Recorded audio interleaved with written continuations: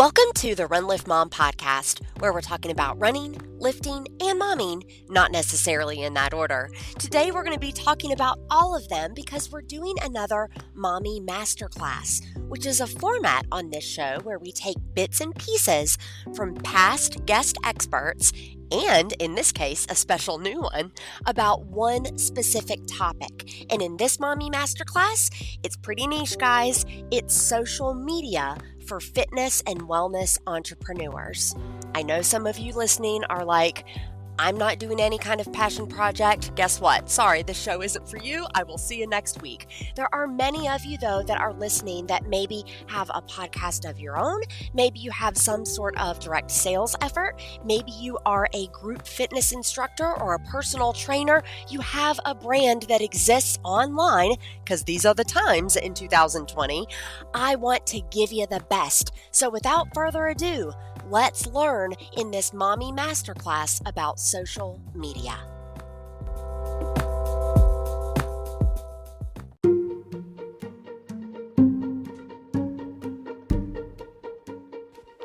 All right, here to kick things off is Sue B. Zimmerman, aka the Instagram expert. This is a clip from season 2, episode 12, linked in the show notes. And Sue is going to talk to us about why it's important to put ourselves into our message and why we should niche down to grow on Instagram. Yes, I want to make sure people are hearing you. 1 billion with a B. In the last decade, Instagram, it has just experienced insane growth, and Instagram has the engaged users. Now, Sue, I've brought you on specifically to speak to health and wellness and fitness professionals. This is Run Lift Mom, and I know for a fact a lot of my listeners they've got a side business or a passion project in the Instagram space. I don't know what they're doing. Maybe they're like me and they sell sports bras. Maybe they're a personal trainer or they lead a nonprofit running group. I don't know what they do. Can you talk to us a little bit just about the trends that you've seen on Instagram with fitness specifically? Yeah, well, you're one of the Fs, and I'm not talking about F-bombs.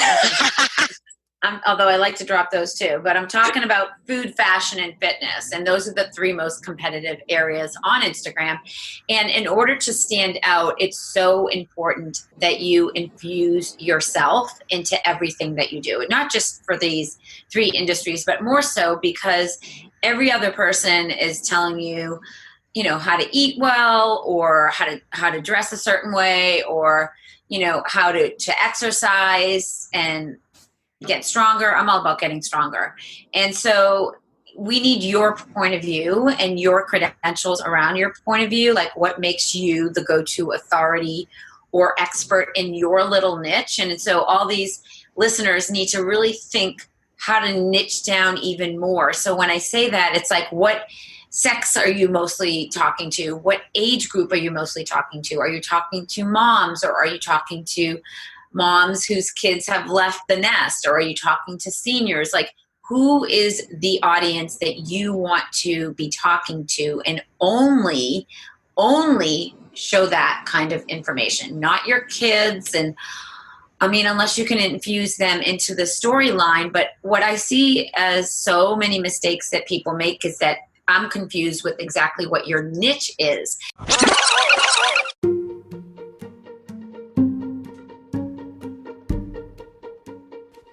Becky Hoy is the founder and CEO of Brave Crate, which is a subscription box for military spouses. She also has a private community called the Brave Board. And in season 2, episode 41, I had her spill all of her secrets to running a really great private group over on Facebook. You'll hear as she discusses community in private groups, her role as the concierge, and why making a glowing introduction is critical for a group's culture. Or asking of them. Absolutely. And I think that, and this is not just for leaders, but also for anyone who's a member of a group. If your goal is to create engagement and to find new friends and to connect on a deeper level, one of the things I really want to encourage people to do is adjust your mindset about why you're in the group. And so the way I see my role is really more as a concierge than someone who is there just to constantly consume and consume and consume, whether it's the group I'm leading or a group I'm a part of. So one of the things I'll often do is connect people in the group to one another. So if you think like you go to a party or you go out for dinner with friends, they're going to introduce you to their friends, right? Mm-hmm. They're not just going to let you walk in and be this silent person and never tell you who their friends are. So what I'll often do either in our group on Braveboard or in other groups I'm in is if a question is posted, instead of just answering it myself, I will tag other people I know in the group who I think have insight into the answer. For instance, I know in Braveboard, Susie, you were a guest expert for Brave Crate last year. And so if someone asks a question related to an area that Susie is an expert in, whether it's, running or minimum effective dose training, I will always, even if it's something I could answer, I will always tag Susie to create that new connection between two people. I love that.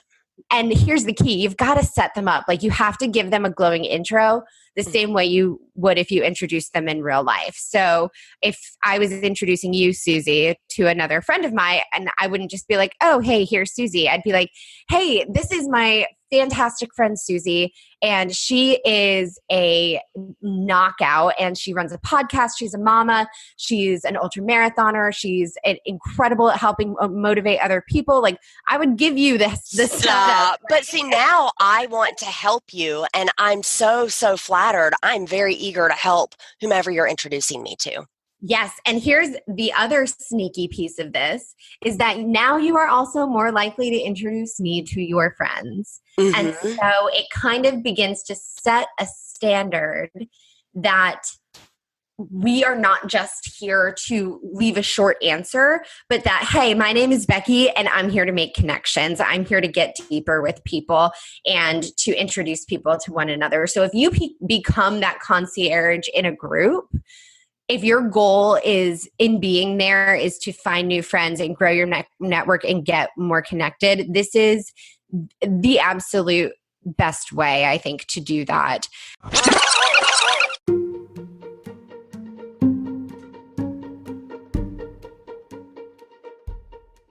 In Season 1, Episode 27, I spoke with Tia Prevost from Dependent Work about networking. I want you guys to listen as she talks about the importance of a mastermind group and how you don't want to live on an island. Again, it's from Episode 57 in the first season. Listen to my friend Tia.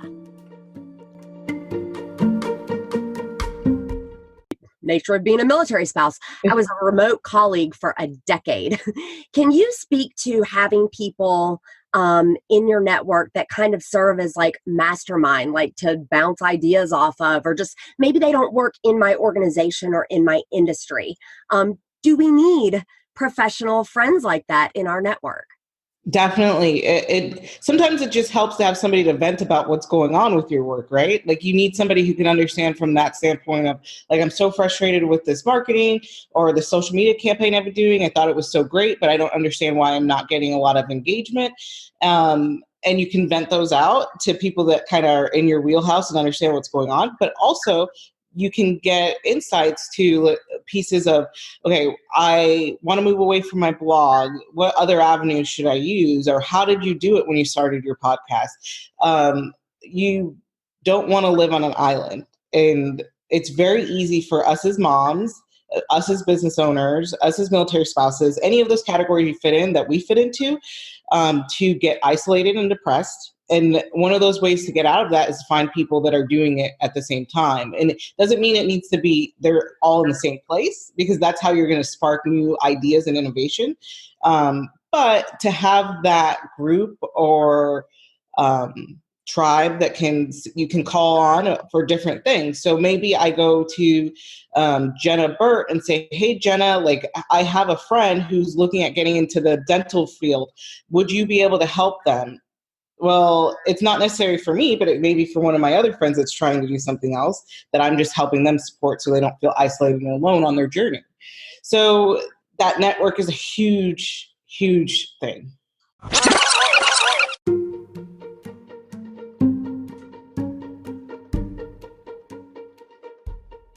You know your niche, you know the community you're serving, you maybe even have some strategies for them over on Facebook, and you know how to network. How do you do all of this stuff? You guys, I spoke with Jennifer Johnson, the CEO of SyncShare, about priority management in Season 2, Episode 28. Her personal experience as a mom of 4 led her to creating an app that automates for folks who are on social media. I want you to hear her talk about her personal journey, and then I'll also remind you that in the show notes, you're going to see links for all of these folks, including this app that may be a game changer for you. Here's Jennifer Johnson. So when I was posting manually on Facebook for my business, I was showing up every day. I was posting manually multiple times a day, and that was great. But then when I was on the social media platforms themselves, I would get bogged down with, just scrolling through my feed and taking down all these different rabbit holes, and it wasn't productive. I was losing hours. And so what I needed to do was not only shift my time so that I could work, let's say when my kids were in bed and I didn't have to, be on Facebook all day long, I was actually able to shift how I worked and be more productive. And so what I was able to do was work my business on Facebook without actually having to be on Facebook. And so that was the difference that SyncShare made for my business. I was able to schedule and plan out a post every single day for all the locations that I was wanting to post to, without having to actually be on Facebook, losing those hours of time that would just like suck you in. So it was a big, big difference for me. I love this. Anyone who has a passion project or a side business, the running joke is Facebook is the best place to go to get distracted. And so you have created something, of course, that allows us to be consistent on that platform without getting sucked in or without getting distracted. Yes, exactly. And those distractions add up. You take an hour a day and all of a sudden by the end of the week, you've lost hours of time and you're like, wow, what have I been doing? Well, sometimes you don't realize it, but you're just passively scrolling social media and seeing things and listening, but you're actually not putting in that time working your business.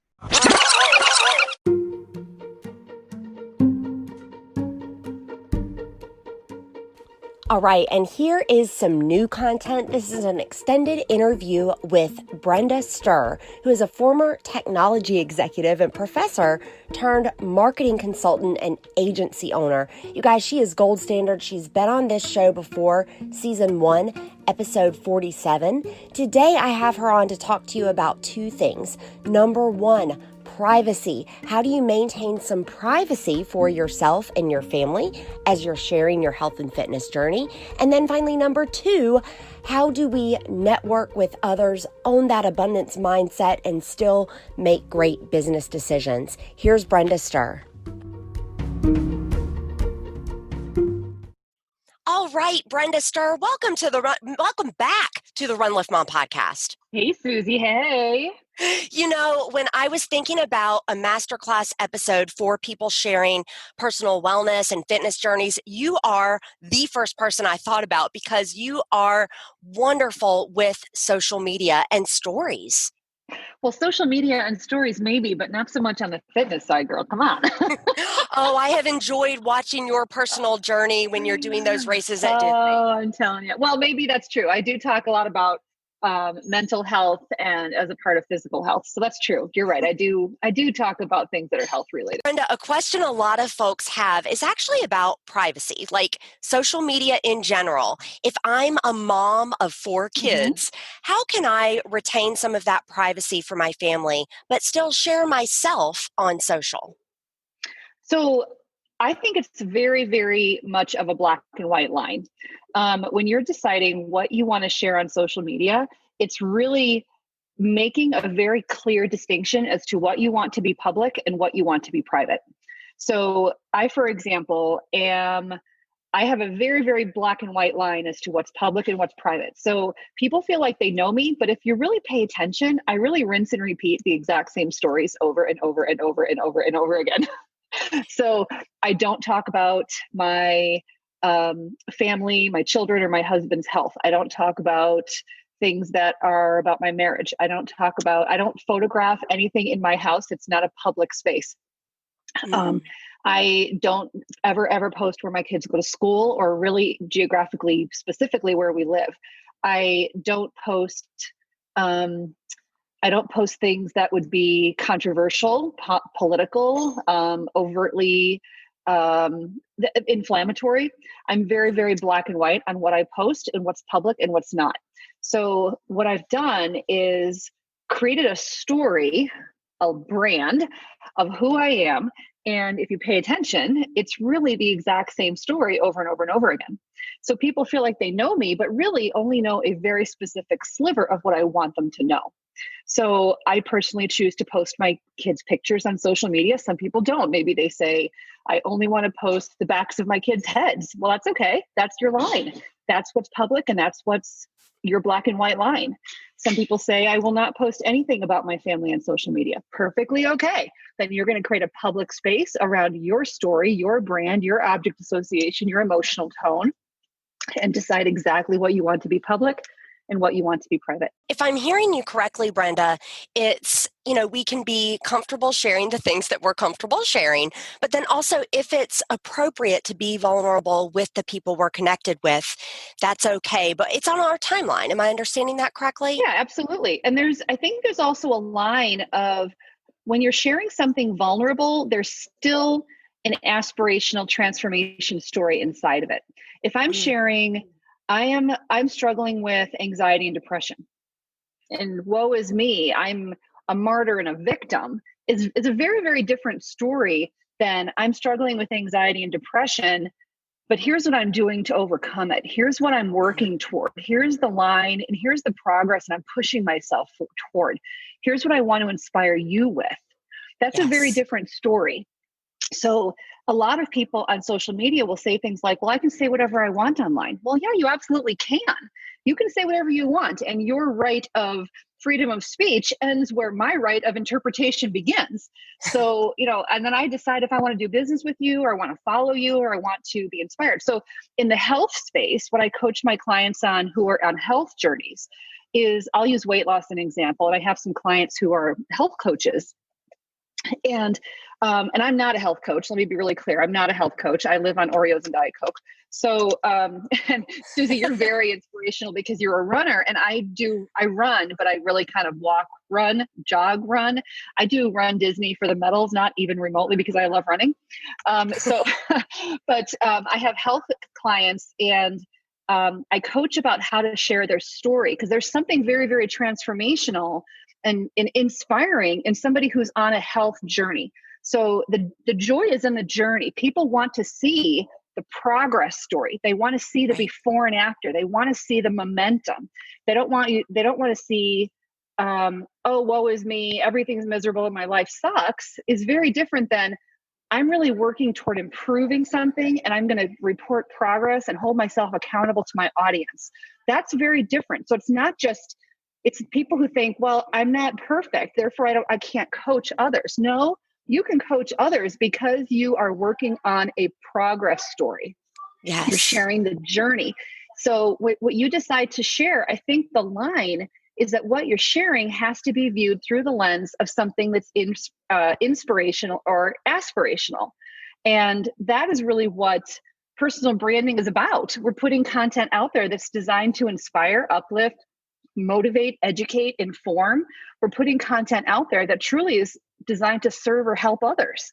So if my story can help others in some way, connect with their own success mindset, connect with their own feeling less alone because they're in their own anxiety space. And that's something I can say, listen, I've been there. I've literally been in those shoes. Let me tell you how I did it. And let me tell you it's okay. And we will get through this together and I'll be here to listen. We create the aspirational story that somebody is going to be motivated to follow. So when you decide what you want that to be, and you decide this is my public story, you just ride that story all day long over and over and over and over again.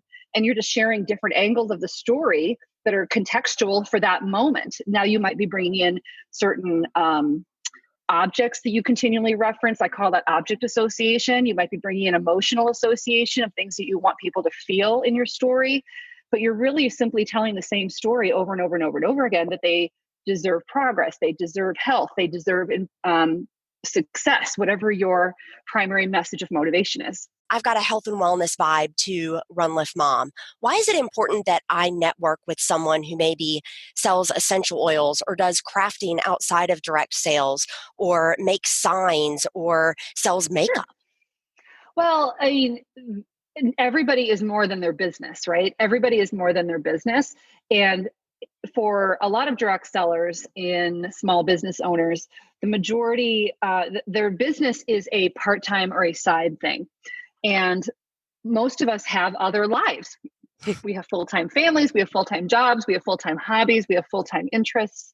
And the more we can connect on those other levels, on those things that we have in common, those shared values, those shared interests, the more we create friendships.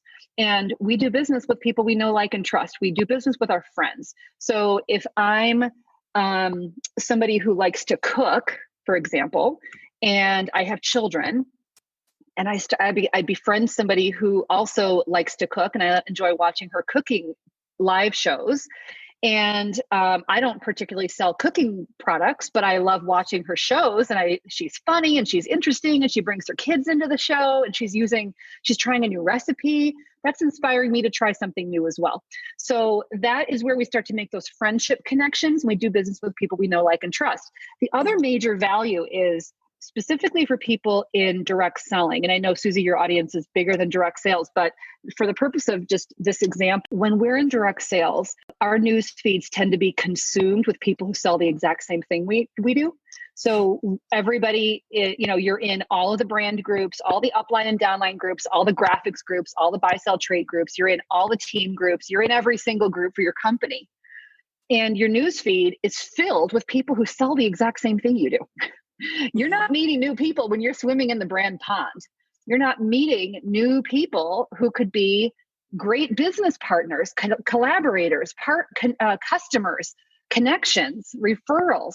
You have to swim in new ponds. You have to go make new friends. So one of the things I really try to facilitate in my communities is the intentional process of relationship building.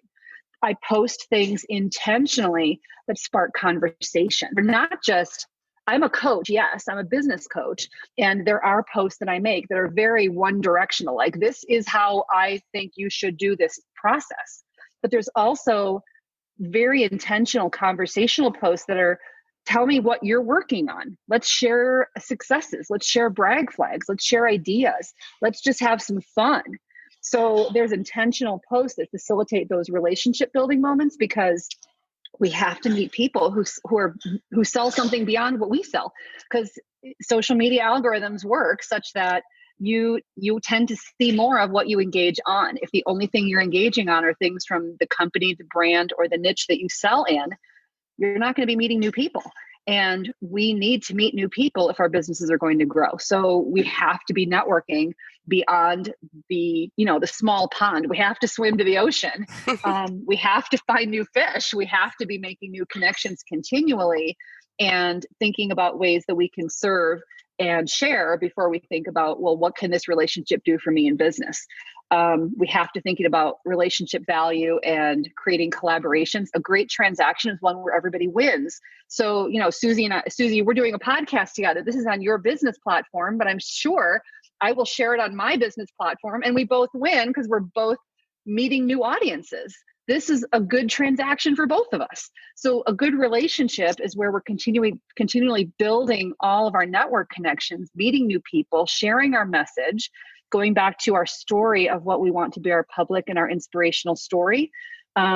Your story is going to, transcend you personally. Your story is going to walk into the room before you do. Your character precedes you online because somebody who knows somebody who knows somebody knows you. So this is so important when we think about social marketing. and why it's so important that once you decide what your public story is, it precedes you everywhere you go. There will be somebody who says, oh my gosh, her story is amazing. You absolutely have to invite her to be a guest, a host, a collaborator, a hostess, a friend. You have to invite her, versus what you don't want to happen. Oh my gosh, she was on this one thing a year ago and she was so awful and whiny and negative, and oh my God, don't invite her. Yeah. People are going to remember. So your story absolutely precedes you, and it goes back into what we talked about earlier about that, what you decide is public and how you decide you want your vulnerability to come through as an inspirational message, and how you use that to facilitate community building on both your public channels as well as your community spaces. And it is absolutely what I am passionate about, as you can tell.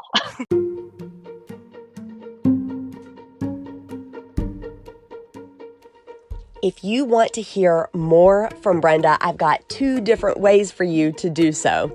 Number 1, this segment was part of a larger interview. You guys, it's a 20-some-odd minute interview. It is packed with great detail and value, especially if you are in the health, wellness, or fitness space. I want you to go over to my new show, Serve Then Sell. I'm linking it in the show notes. Click details or swipe up. You can also type Serve Then Sell, that's SELL, into any podcast player. The latest episode is that awesome interview with Brenda. It's brand new content. If you liked what you heard here, well, I've got more over there. The second way that you can connect further with Brenda is to go to theelitesuite.com, TheEliteSuite.com, and she's got a great free workbook over there for you that I think is a blessing whether you are a new or tenured direct seller. It's called Kickstart Your Social Marketing Strategy,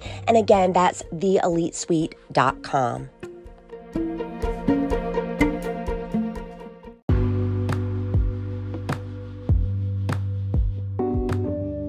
Thank you so much for listening to this Mommy Masterclass. Y'all, there will be more Mommy Masterclasses on Run Lift Mom. However, in season 3, which begins next week, I'm going to get back to the roots of this show, and that is less than 15 minutes about running, lifting, and momming. I'm going to get back to those roots in season 3. We're going to talk a lot about modeling healthy behavior.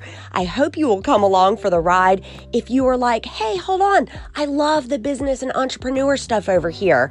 Hey, I've got a new show and I'm putting all of that business content over there. It's called Serve Then Sell. That's SELL, Serve Then Sell. You can find it on any podcast player. If you'll go to servethenSell.com, that's going to take you directly to Apple. I know that's where most of you listen. You guys, it's on all of them though. I'd love to have you over there if you like this type of content. I also, though, wanted to go out on a high note. So thank you so much to my guests for letting me repost some of your content, as well as to Brenda Starr for giving me a brand new interview. P.S. The whole interview is over on Serve Then Sell. It's waiting for you right now. Hey, and until I get into your earpiece again, remember, for while bodily training is of some value, godliness is of value in every way, as it holds promise for the present life and also for the life to come. That's from 1 Timothy 4:8. This has been the Run Lift Mom podcast. Hey, Run Lift Mom listeners, you know I'm the mom of 4 kids under age 5, and therefore I am always looking for ways to work smart, not hard. Anchor is the smartest way to make a podcast. Let me tell you why. First of all, there are creation tools that allow you to record and edit your podcast right from your phone or computer, but Anchor will also distribute your podcast for you, so then it can be heard on places like Spotify, Apple Podcasts, and a whole lot more. You can make money from your podcast with no minimum listenership. It is quite literally everything you need all in one place. And y'all, it's free. So download the free Anchor app or go to anchor.fm to get started. I am obviously separating Serve Then Sell from Run Lift Mom because do you want to know, I never had any intention of doing business episodes on Run Lift Mom, but Aaron Bradley, our CEO, said yes, and then Brenda said yes, and then Subi Zimmerman said yes, and then suddenly I had all these business episodes. I did not, like, that was never supposed to happen. So it's actually an example of me niching down. Like, I realize that I lose some of my Run Lift Mom audience, but my hope is that I can divide them to a degree. Thank you for listening to Run Lift Mom. This show is sponsored by Zaya Active, Audible, and Radiant Nutrition.